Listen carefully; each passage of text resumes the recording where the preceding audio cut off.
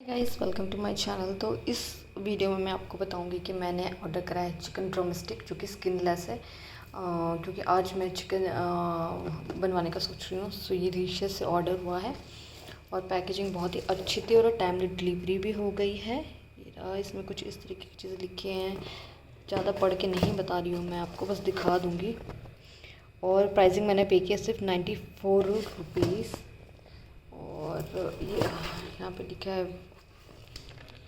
और प्राइसिंग ये रही, chicken drumstick skinless.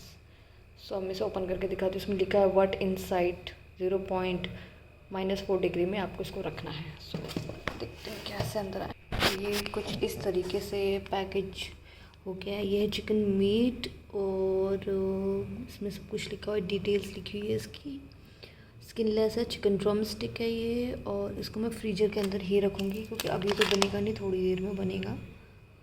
Store in refrigerator, ये रहा।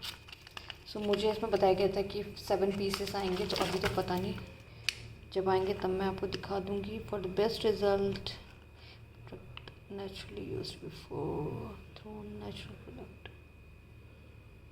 इसको 24 आवर्स के अंदर अंदर ही आपको कंज्यूम भी करना होता है। तो अभी मैं इसे फिर से रख दूँगी जिस तरीके से पैक है। बॉक्स के साथ नहीं रखूँगी, बॉक्स के साथ रखूँगी तो फिर वो शायद गल जाएगा बिकॉज वो रेफ्रिजरेटर है। तो स्टे ट्यून के अंदर किस तरीके का प्रोडक्ट आया है।